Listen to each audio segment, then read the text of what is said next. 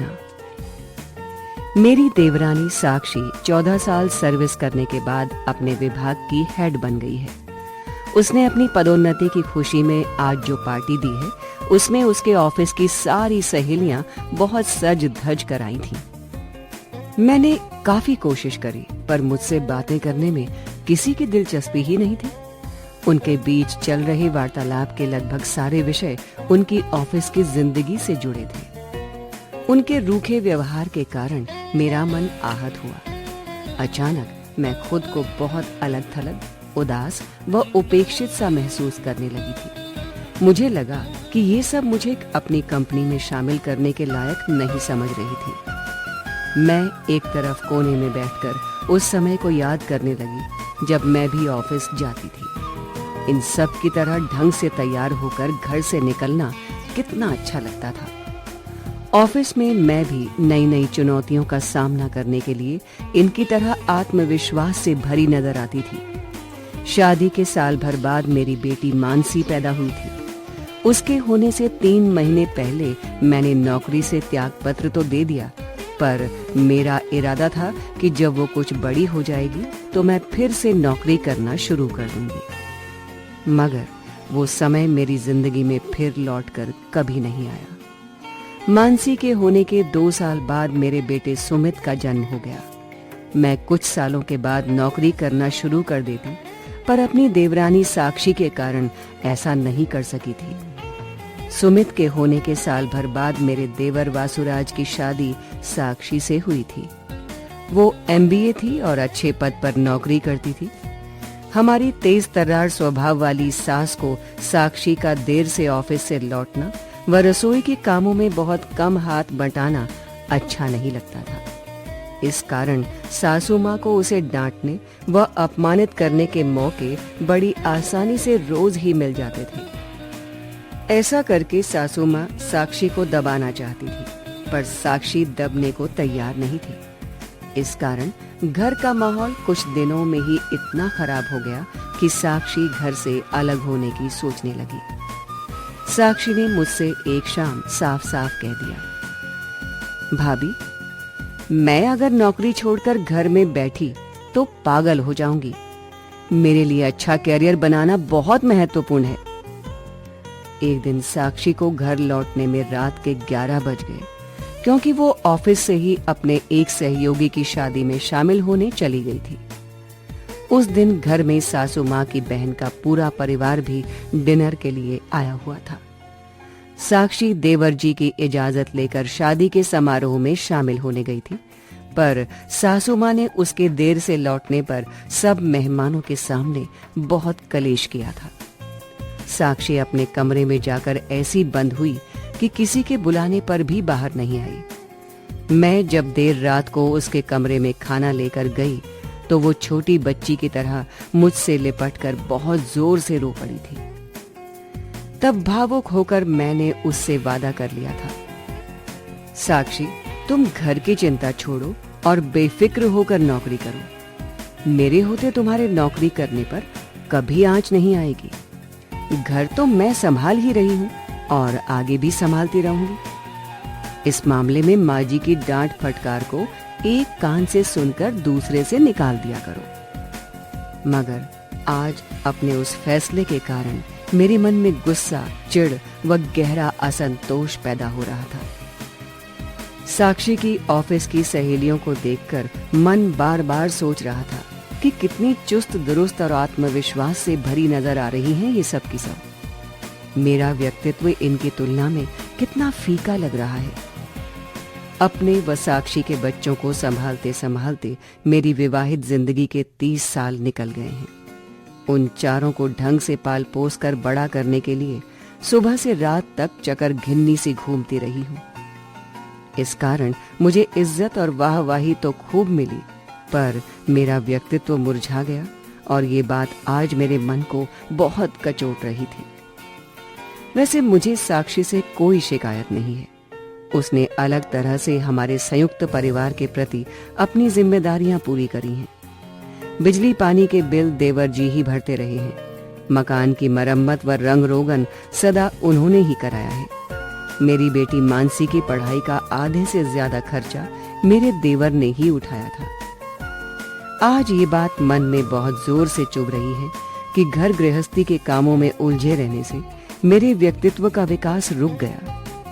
तभी तो साक्षी की सहेलियों के साथ खुलकर बातें करने में मुझे अजीब सा डर लग रहा है। मुझे साफ महसूस हो रहा है कि मेरे अंदर नए लोगों से मिलने जुलने का आत्मविश्वास खो गया है। भाभी, किस सोच में डूबी हो? साक्षी ने अचानक पास आकर सवाल पूछा तो मैं चौंक गई। कुछ नहीं, न चाहते हुए भी मेरा स्वर उदास हो गया। फिर जो मन में चल रहा है मुझे बताओ ना। वो मेरा हाथ थामकर बड़े अपनेपन से मुस्कुराई। मैं सोच रही थी कि तुम्हारी इन स्मार्ट सुंदर सहेलियों के सामने मेरा व्यक्तित्व कितना बौना और बेजान सा लग रहा है। आज महसूस कर रही हूँ कि मुझे हमेशा के लिए नौकरी नहीं छोड़नी चाहिए थी। अपने मन की पीड़ा को मैंने उसे बता ही दिया। भाभी, अगर आप नौकरी नहीं छोड़ती तो आज ये प्रमोशन पार्टी न हो रही होती। आपने घर की जिम्मेदारियां संभाली तो ही मैं पूरी लगन व मेहनत से ऑफिस में काम कर तरक्की के इतने ऊंचे मुकाम तक पहुंच पाई हूं। ये जवाब देकर साक्षी ने मेरा मूड ठीक करने का प्रयास किया। मैंने साक्षी की बात का कोई जवाब नहीं दिया, पर मेरी आंखों से एकाएक आंसू बहने लगे। साक्षी ने पहले अपने रुमाल से मेरे आंसू पोंछे और फिर अचानक तालियां बजाकर सब मेहमानों का ध्यान अपनी तरफ आकर्षित करने लगी। साक्षी, ये क्या कर रही हो? मेरा तमाशा ना बनाना प्लीज। मैंने उसे रोकने की कोशिश की, पर उसने तालियां बजाना जारी रखते हुए खुद और मुझे सारे मेहमानों की नजरों का केंद्र बिंदु बना ही दिया। जब सबका ध्यान हमारी तरफ हो गया तो उसने ऊंची आवाज में बोलना शुरू किया। मैं आप सबका एक खास इंसान से परिचय कराना चाहती हूँ। मुझे प्रमोशन दिलाने में मेरी लगन और मेहनत के साथ साथ इस इंसान का सहयोग भी बहुत महत्वपूर्ण रहा है। आप सबको लग रहा होगा कि अब मैं अपने जीवन साथी का गुणगान करूंगी, तो मैं वैसा कुछ नहीं करने जा रही हूँ।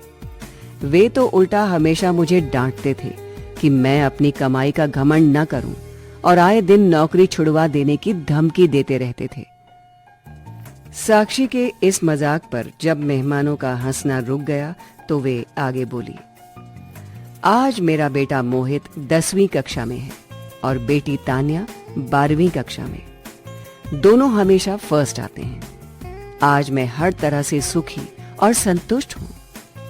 क्या आप सब जानना चाहेंगे कि मेरी व मेरे बच्चों की सफलता व खुशियों के लिए सबसे महत्वपूर्ण योगदान किसका है? कहा जाता है कि हर पुरुष की सफलता के पीछे किसी स्त्री का हाथ होता है।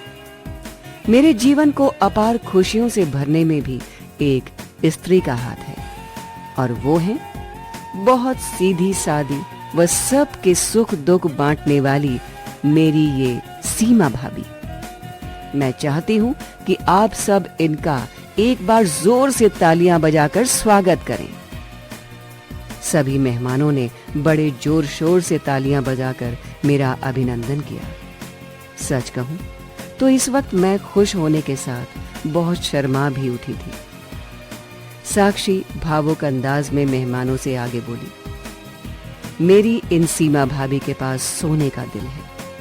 इनके कारण मैं शादी के बाद से ही अपने दोनों बच्चों की देखभाल की चिंता से पूरी तरह मुक्त रही हूं। जब मेरे बच्चे स्कूल से लौटते थे तो उन्हें किसी आया की डांट फटकार नहीं, बल्कि अपनी ताई जी का प्यार मिलता था।